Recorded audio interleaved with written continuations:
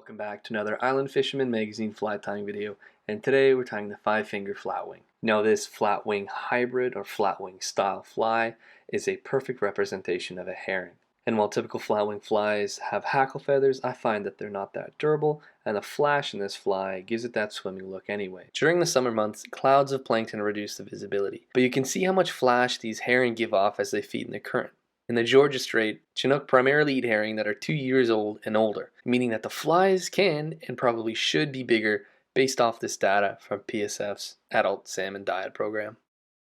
To start, I'm just creating a thread base and using a pinch of bucktail to size up where I want that trailer hook. I only really want one hook here. I find releasing salmon with one hook much easier than tangling with two, especially if I'm going for wild fish. And as you can see, I'm just making sure that trailer wire on top is nice and even before really cranking down on it. Doesn't have to be too tight. I've rarely found these hooks slide out, but just make sure you're doing overlapping crisscross patterns on the top of that wire. For the first material, I'm just adding a pinch of bucktail, securing it in, and then creating a dubbing noodle of Senyo's laser dub and pink shrimp. Then just repeat this step 1 to 3 times depending on how much bulk you want and how fast that fly is going to move through the current.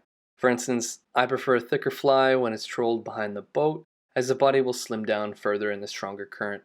Note that in the previous steps I tied the bucktail in backwards to give the fly more body. But tying in the last few pinches of bucktail on the top and bottom of the fly, I have tied them in facing towards the hook to push down on any hook facing bucktail. I'm tying in some silver polar flash to give the fly that shine you saw in the herring earlier, and adding one more pinch of bucktail on the bottom just to create that profile, and following that up with some olive brown fish flash and black fly fur to represent the dark backs of herring. And then just whip finish and begin adding copious amounts of UV resin.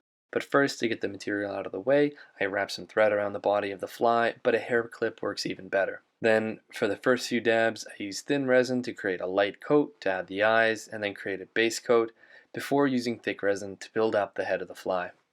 And there you have it, a fantastic hybrid flatwing fly for those herring-eating Chinook. And be sure when you catch a fish with this fly, make sure to shout out Island Fisherman Magazine. Good luck!